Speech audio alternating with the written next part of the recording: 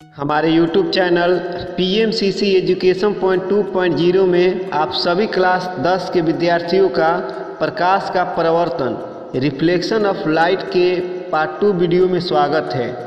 हम जानेंगे गोलीय दर्पण से संबंधित विभिन्न पदों को, जिसमें हमारा पहला पद है ध्रुव, यानी कि पोल क्या होते हैं। किसी दर्पण के मध्य बिंदु को दर्पण का ध्रुव कहा जाता है, या हम कह सकते हैं गोलीय दर्पण के ज्यामितीय केंद्र को दर्पण का ध्रुव कहा जाता है। इसे P द्वारा सूचित किया जाता है। हम लोग का दूसरा है वक्रता केंद्र। वक्रता केंद्र यानी कि सेंटर ऑफ कर्वेचर। कोई भी गोलीय दर्पण जिस खोखले गोले के भाग का बना होता है, उस गोले के केंद्र को वक्रता केंद्र कहते हैं। इसे C द्वारा सूचित किया जाता है। हमें याद रखना होगा कि अवतल दर्पण का वक्रता केंद्र दर्पण के सामने होता है, जबकि उत्तल दर्पण में यह दर्पण के पीछे होता है। हम लोग का तीसरा है मुख्य अक्ष या प्रधान अक्ष, प्रिंसिपल एक्सिस। किसी दर्पण के ध्रुव और वक्रता केंद्र को मिलाने वाली सरल रेखा को दर्पण का ध्रुव कहते हैं। इसे PC या XY द्वारा सूचित करते हैं।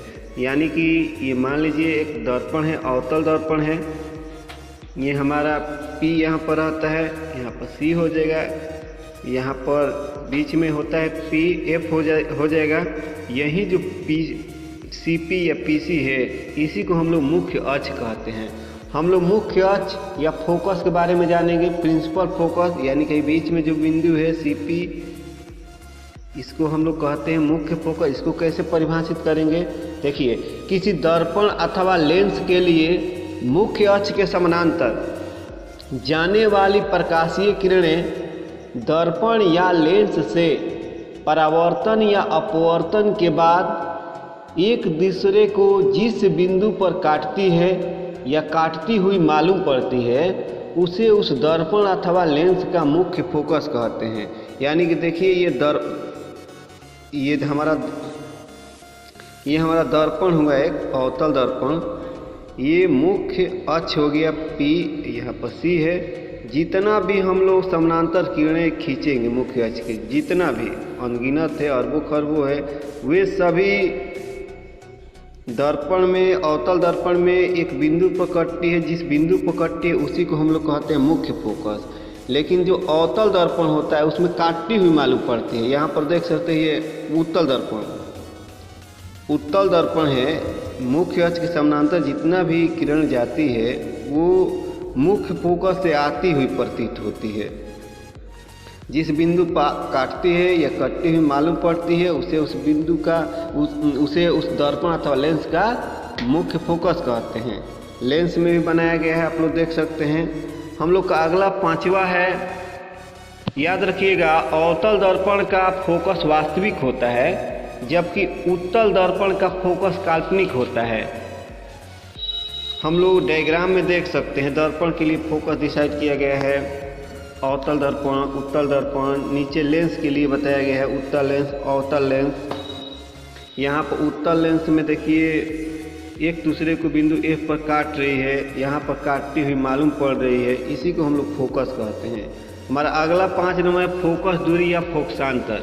इसको कैसे परिभाषित करेंगे, किसी दर्पण में ध्रुव एवं फोकस के बीच की दूरी को फोकस दूरी कहते हैं। इसे f द्वारा सूचित किया जाता है। अवतल दर्पण के लिए फोकस का मान ऋणात्मक होता है, जबकि उत्तल दर्पण के लिए यह मान धनात्मक होता है। हम लोग का अगला है वक्रता त्रिज्या, रेडियस ऑफ कर्वेचर। इसको कैसे परिभाषित करेंगे, किसी दर्पण में ध्रुव एवं वक्रता केंद्र के बीच की दूरी को वक्रता त्रिज्या कहा जाता है। यानी कि हम लोग यहाँ पर देख सकते हैं किसी दर्पण के ध्रुव, यहाँ पर P है, और वक्रता केंद्र यानी कि C है, ये जो बीच की दूरी है इसी को हम लोग कहते हैं वक्रता त्रिज्या। इसे कैपिटल R या कभी कभी स्मॉल r द्वारा भी सूचित कर दिया जाता है।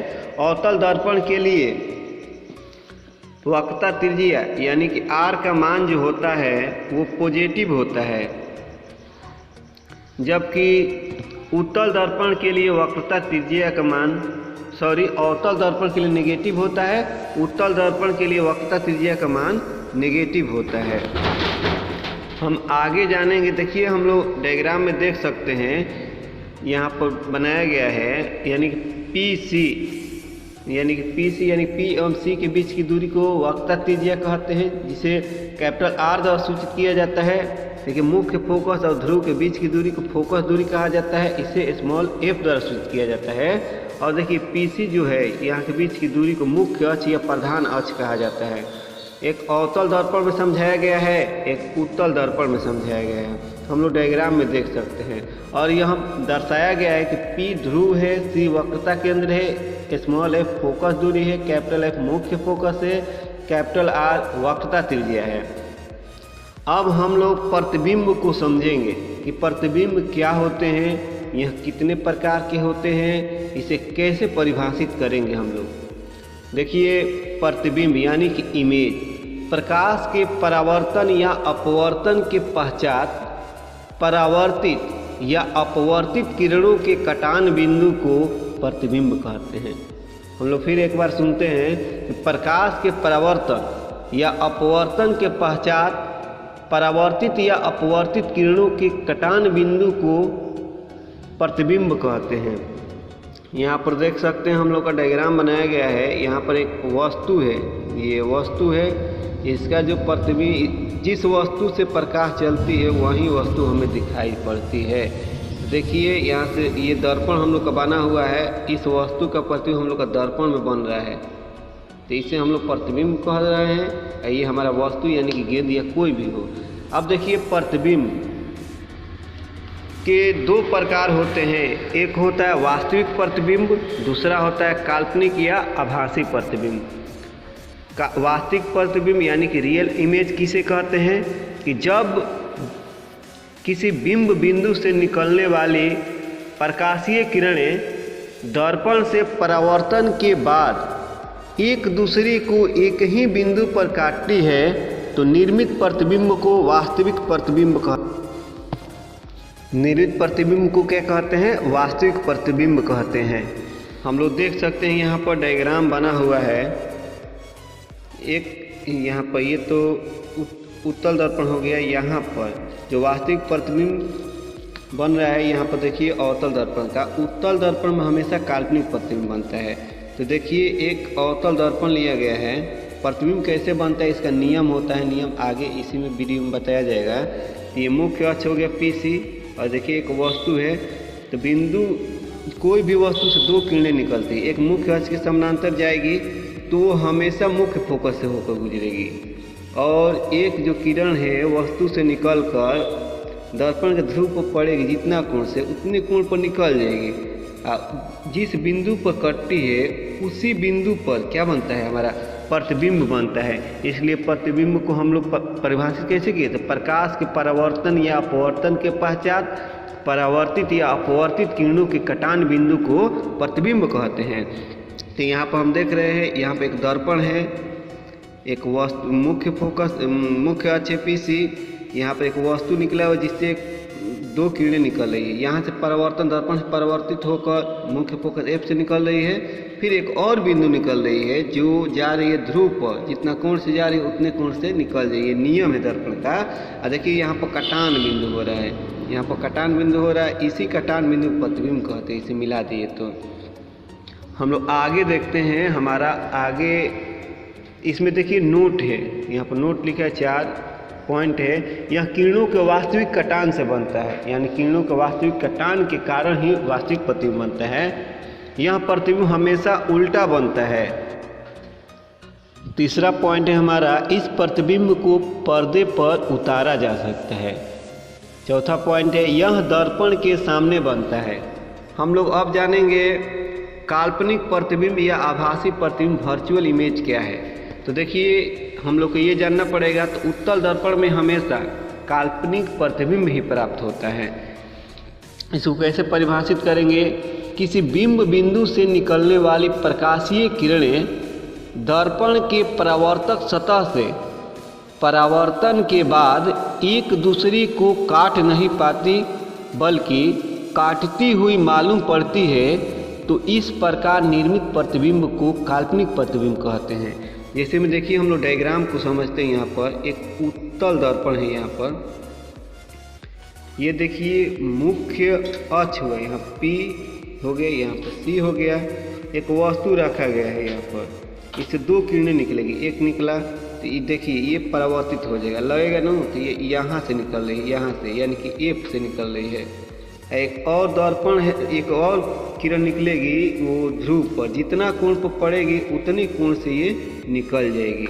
इधर से देखने पर लगेगा तो ये किरण इधर से आ रही है, तो यहाँ पर देख रहे काट नहीं रहे, लग रहा है तो काट रही है, काटती हुई मालूम पड़ रही है। जहाँ पर काटती हुई मालूम पड़ रही है, जहाँ पे एक दूसरे काट रही है, वहीं पर प्रतिबिंब बन रहा है। तो जिधर देखिए कटान बिंदु होता है उधर ही उसका सिर होता है। तो देखिए काल्पनिक प्रतिबिंब जो बना है वस्तु से छोटा है लेकिन सीधा है। देखिए इसमें नोट में 3 पॉइंट है। यह किरणों के काल्पनिक कटान से बनता है। यह प्रतिबिंब हमेशा सीधा बनता है, इरेक्ट बनता है। अगला पॉइंट है इस प्रतिबिंब को पर्दे पर नहीं उतारा जा सकता है। अगला पॉइंट है यह प्रतिबिंब हमेशा दर्पण के पीछे बनता है। हम लोग आगे देखेंगे कि वास्तविक प्रतिबिंब तथा काल्पनिक प्रतिबिंब यानी कि आभासी प्रतिबिंब में अंतर कैसे हम लोग लिखेंगे। Difference between real image and virtual image, यानी कि वास्तविक प्रतिबिंब एक तरफ लिखेंगे, वास्तविक प्रतिबिंब एक तरफ काल्पनिक या आभासी प्रतिबिंब। देखिए वास्तविक प्रतिबिंब में एक नंबर हम बताएंगे यह किरणों के वास्तविक कटान से बनता है। काल्पनिक प्रतिबिंब बताएंगे यह किरणों के काल्पनिक कटान से बनता है। हमारा दूसरा पॉइंट हो जाएगा वास्तविक प्रतिबिंब में यह प्रतिबिंब हमेशा उल्टा बनता है, और इधर काल्पनिक में यह प्रतिबिंब हमेशा सीधा बनता है। तीसरा पॉइंट वास्तविक में बताएंगे इस प्रतिबिंब को पर्दे पर उतारा जा सकता है। तीसरा पॉइंट काल्पनिक में इस प्रतिबिंब को पर्दे पर नहीं उतारा जा सकता है। चौथा पॉइंट है वास्तविक प्रतिबिंब में यह दर्पण के सामने बनता है। काल्पनिक प्रतिबिंब चौथा पॉइंट यह दर्पण के पीछे बनता है। हम लोग समझेंगे प्रतिबिंब का विपरिवर्तन एवं पार्श्व परिवर्तन क्या है। तो पहला नंबर हम लोग जानेंगे विपरिवर्तन।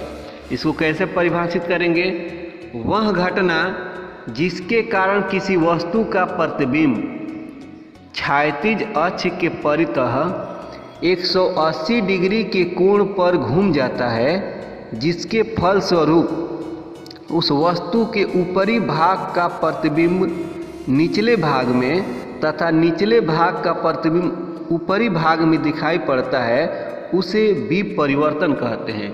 यहाँ पर डायग्राम देख सकते हैं। यहाँ पर एक वस्तु P है और ये जो वस्तु है ये क्षैतिज अक्ष से 180 डिग्री पर घूम जा रहा है।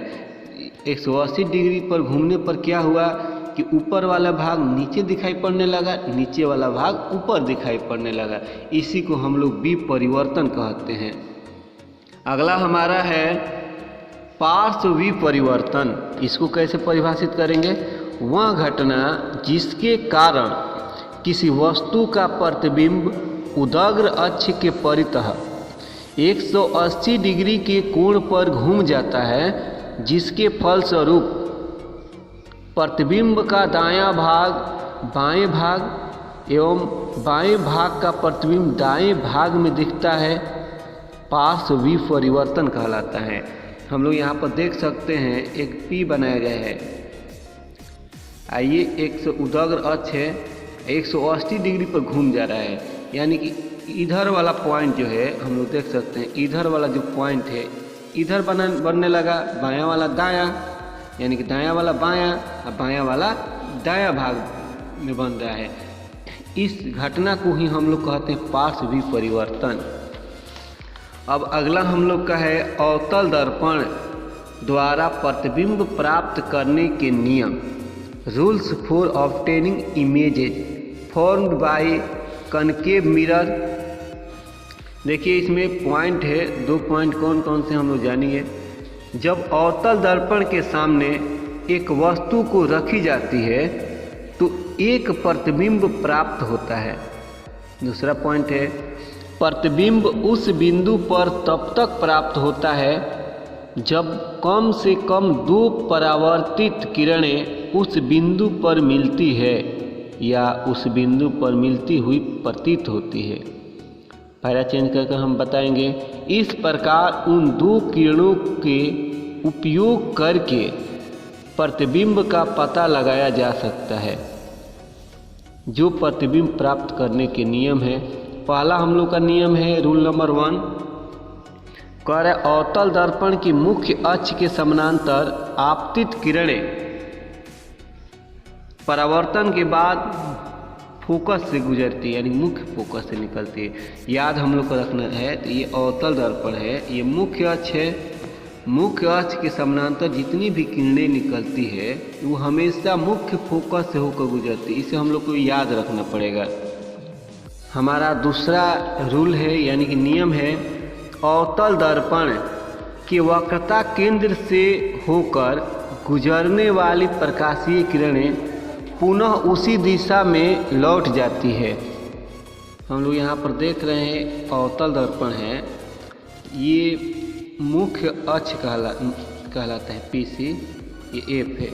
यानी कि हम बताए हैं अवतल दर्पण के वक्रता केंद्र, यानी कि ये C से जो किरणें गुजरती है, C से होकर तो वस्तु यहाँ पर है गुजरती है, इसी पथ पर यानी कि 90 डिग्री का कोण वक्रता केंद्र दर्पण के साथ 90 डिग्री का कोण बनाते हुए इसी पथ से होकर गुजर जाती है। ये हमारा नियम है, इसको याद रहे तभी प्रतिबिंब बनाना हम सीखेंगे।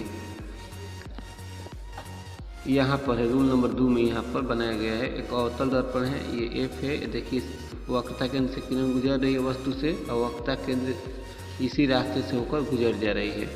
हमारा अगला 3 नंबर रूल है, अवतल दर्पण में वस्तु से आपतित किरण फोकस से होकर जाती है तो वह परावर्तन के बाद मुख्य अक्ष के समानांतर हो जाती है। देखिए यहाँ पर हम लोग देख रहे हैं कि ये एक अवतल दर्पण है, ये मुख्य अक्ष है, यहाँ पर F है।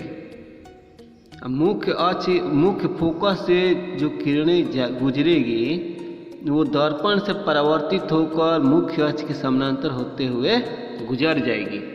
हम लोग का रूल नंबर 4 है, अवतल दर्पण के ध्रुव पर प्रकाशीय किरणें जितने कोण पर आपतित होती है परावर्तन के बाद उतना ही कोण बनाती हुई परावर्तित हो जाती है। यानी कि हम लोग यह जान लीजिए कि अवतल दर्पण है, ये मुख्य अक्ष है, तो मुख्य अक्ष के ध्रुव पर कोई भी प्रकाशीय किरण जितना कोण से गुजरेगी यहाँ पर उतने कोण से परावर्तित हो जाती है।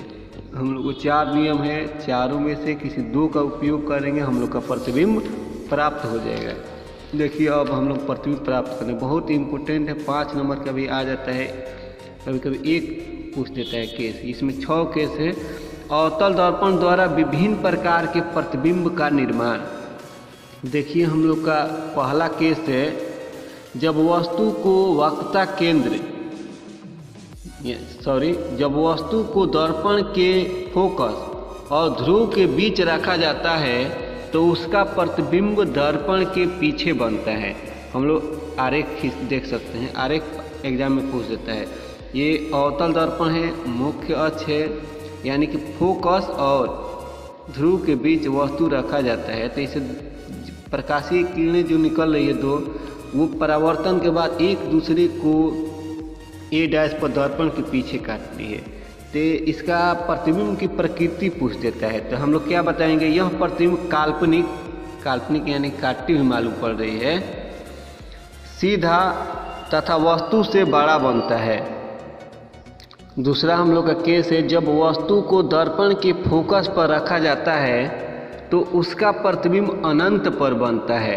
हम लोग किरण आरेख देख सकते हैं, जब वस्तु को फोकस पर रखा गया यानी कि F पर रखा गया है तो इससे 2 किरणें निकल रही है, एक मुख्य अक्ष के समानांतर जा रही है, एक ध्रुव पर जितना कोण बना रही है उतने कोण पर निकल जा रही है, एक दूसरे को काट नहीं रही है, इसलिए अनंत पर प्रतिबिंब बन रहा है। तो प्रतिबिंब कैसा बन रहा है, इसका प्रकृति कैसा होगा, तो हम लोग बताएंगे। तो यह प्रतिबिंब वास्तविक उल्टा तथा वस्तु से बड़ा बनता है। हम लोग का देखिए आभासी प्रतिबिंब या काल्पनिक प्रतिबिंब अवतल दर्पण में एक ही केस में बनता है कि वस्तु को P यानी कि ध्रुव और मुख्य फोकस के बीच जब रखा जाता है तब, बाकी स्थिति में हम लोग का वास्तविक ही प्रतिबिंब बनेगा।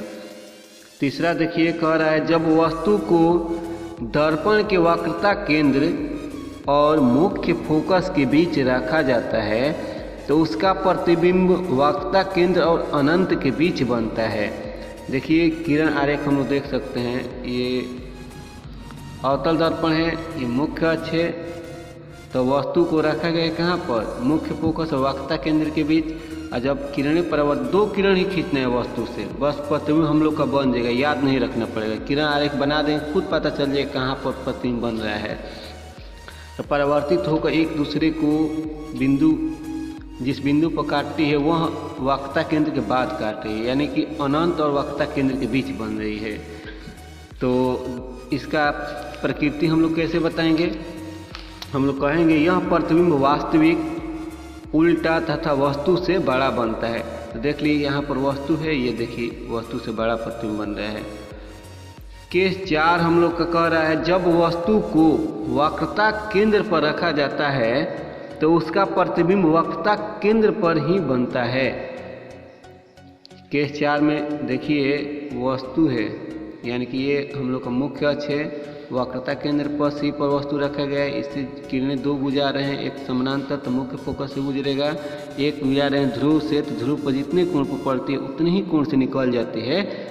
इसको मिलाएंगे अगर सही तरीका है, जितने कोण पर पड़े उतने कोण से निकल रही है, तो हम लोग का जो किरण है वो बनेगा, कटान बिंदु से जो प्रतिबिंब बनेगा वो वक्रता केंद्र पर ही बनेगा। तो हम लोग इसका प्रकृति कैसे लिखें, यानी प्रतिबिंब की प्रकृति कैसा बन रहा है। यह प्रतिबिंब वास्तविक, ये वास्तविक यानी कि काट रहा है सच में, उल्टा तथा वस्तु के आकार के बराबर बनता है। हम लोग केस 5 देख रहे हैं जब वस्तु को अनंत और दर्पण के वक्रता केंद्र पर रखी जाती है, वक्रता केंद्र के बीच रखी जाती है, तो उसका प्रतिबिंब दर्पण के परावर्तक सतह से परावर्तन के बाद वक्रता केंद्र और मुख्य फोकस के बीच बनता है। यहाँ पर देख सकते हैं हम लोग डायग्राम, ये एक अवतल दर्पण है, मुख्य अक्ष यहाँ पर है, वस्तु को रखा जा रहा है कहाँ पर, वक्रता केंद्र C और इधर अनंत के बीच, यानी कि C से दूर रखा जा रहा है। तो इसका जो प्रतिबिंब निकाल रहे हैं, किरण 1-2 खींच रहे हैं, एक तो मुख्य अक्ष से गुजरे, मुख्य फोकस से गुजरेगा, एक ध्रुव से जितना कोण पड़ रहा है उतना ही कोण से निकल रहा है। तो जहाँ कटान बिंदु बन रहे हैं वहाँ से अगर एक प्रतिबिंब बना रहे हैं तो वो जो प्रतिबिंब है परावर्तन के वो वक्रता केंद्र और मुख्य फोकस के बीच बन रहा है, यानी कि C और F के बीच बन रहा है। इसका हम लोग प्रकृति कैसे बताएंगे, तो यह प्रतिबिंब वास्तविक उल्टा तथा वस्तु से छोटा बनता है। अब देखिए हम लोग का केस 6 है, जब वस्तु अनंत पर स्थित होता है तो उससे आने वाली सभी किरणें परस्पर समानांतर होती है, फलस्वरूप परावर्तन के बाद ये किरणें फोकस पर काटती है जहां वस्तु का प्रतिबिंब बनता है।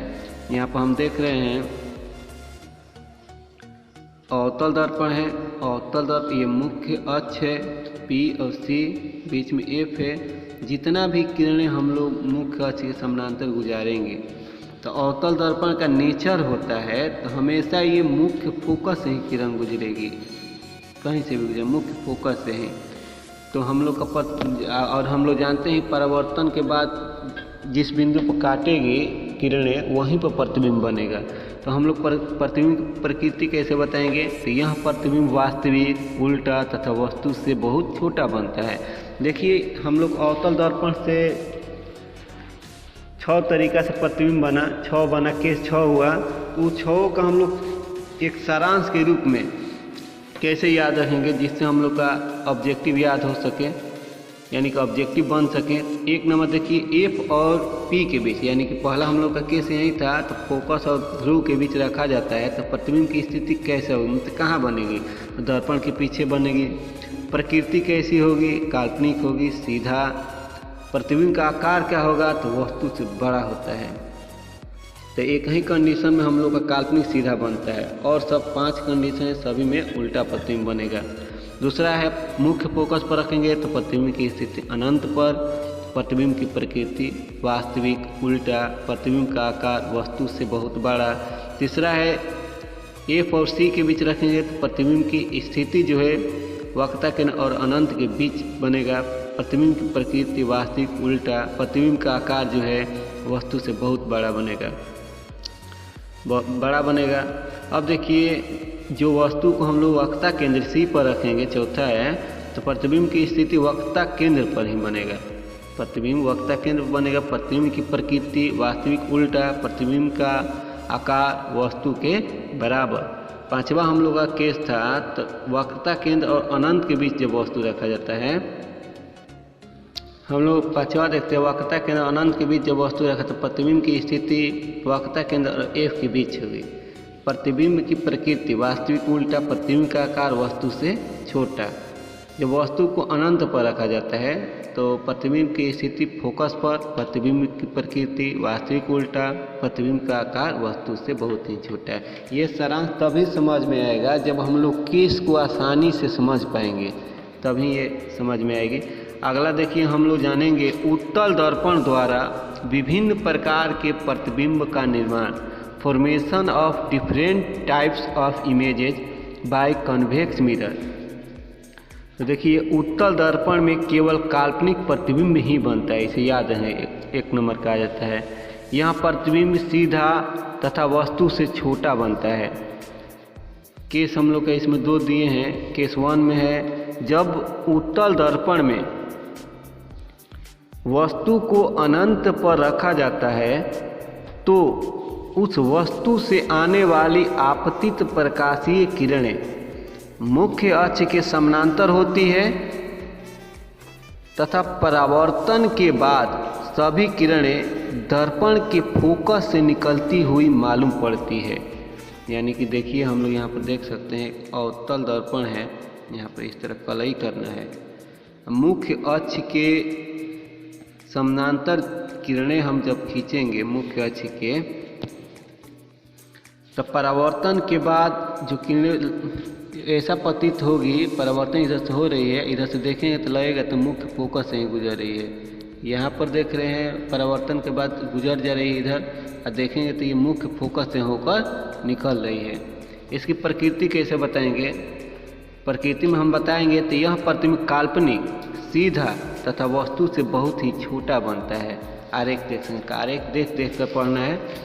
केस 2 में देखिए, केस 2 का है जब उत्तल दर्पण में वस्तु को अनंत और ध्रुव के बीच रखा जाता है तो उसका प्रतिबिंब दर्पण के पीछे फोकस और ध्रुव के बीच बनता है। ये केस बहुत इम्पोर्टेंट है। देखिए एक उत्तल दर्पण है, उत्तल दर्पण में वस्तु को जो रखा जाता है ध्रुव P है, यहाँ पर P, इधर जो बाकी बच जा रहा है इधर तो अनंत है, इधर अनंत है, अनंत के बीच वस्तु रखी जा रही है। तो 2 किरण गुजार रहे हैं, एक किरण जब गुजारेगा समानांतर तो मुख्य फोकस से निकलेगा, लेकिन मुख्य फोकस तो इधर नहीं है, तो इधर है, दर्पण के गोलाकार भाग में है। गोलाकार भाग यानी कि गोले के केंद्र को वक्रता केंद्र कहते हैं, ध्रुव और वक्रता केंद्र के बीच फोकस कहते हैं। तो यहाँ से निकलती हुई मालूम पड़ती है। दूसरा हम लोग किरण जो खींच रहे हैं वो ध्रुव पर जाकर टकरा रही है, जितना कोण से उतने कोण से निकल रही है। अगर देखने पर पता चलेगा तो यह किरण जो है, यह किरण लग रही इधर से आ रही है, तो एक दूसरे को जिस बिंदु पर काट नहीं रहे, काटती हुई मालूम पड़ रही है, वहीं पर प्रतिबिंब बन रहा है। जो प्रतिबिंब बन रहा है वो कहाँ बन रही है? फोकस और P के बीच बन रही है। तो देखिए यहाँ पर F रहेगा, यहाँ पर छूट गया है, F और P के बीच बन रही है। इसकी सारणी देखिए, जैसे उत्तल दर्पण में अवतल दर्पण का सारणी बना था, इसमें भी बना हुआ है। तो वस्तु की स्थिति दिया गया है, तो वस्तु अगर अनंत पर रहेगी तो प्रतिबिंब की स्थिति क्या होगी, एग्जाम में पूछ देगा। तो प्रतिबिंब जो बनेगी वो मुख्य फोकस पर बनेगी। प्रतिबिंब की प्रकृति कैसी होगी? काल्पनिक, सीधा, पूछ देगा। प्रतिबिंब का आकार वस्तु से बहुत ही छोटा। अगला हम लोग क्वेश्चन पूछ देता है, तो यदि वस्तु को उत्तल दर्पण में यदि वस्तु को अनंत और ध्रुव के बीच रखा जाता है तो प्रतिबिंब की स्थिति क्या होगी? तो बताना है। तो ध्रुव, तो प्रतिबिंब जो है ध्रुव और मुख्य फोकस के बीच दर्पण के पीछे बनेगा। प्रतिबिंब की प्रकृति में बताएंगे तो यह प्रतिबिंब काल्पनिक सीधा होगा। प्रतिबिंब का आकार वस्तु से बहुत ही बड़ा। देखिए, एक हम लोग का आधुनिक चिन्ह परिपाटी या निर्देशांक चिन्ह परिपाटी, कोऑर्डिनेट साइन कन्वेंशन। अगर आधुनिक चिन्ह परिपाटी हम लोग को नहीं मालूम रहेगा तो दर्पण से या उत्तल दर्पण से संबंधित कोई भी न्यूमेरिकल हम लोग बना नहीं पाएंगे, क्योंकि वहाँ पर साइन दिखाया जाता है तो प्लस कब होगा माइनस कब होगा। तो पहला नंबर हम लोग यहाँ जानते हैं। तो आधुनिक चिन्ह परिपाटी किसे कहते हैं? तो जिस विधि का उपयोग करके किसी दर्पण अथवा लेंस के लिए वस्तु की दूरी, प्रतिबिंब की दूरी, फोकस दूरी, वक्रता त्रिज्या, बिंब की ऊंचाई अथवा प्रतिबिंब की ऊंचाई का मान ज्ञात किया जाता है, उसे आधुनिक चिन्ह परिपाटी कहा जाता है। देखिए, और भी हम लोग को याद रखना पड़ेगा। तो आधुनिक चिन्ह परिपाटी निम्नलिखित नियमों के आधार पर कार्य करती है।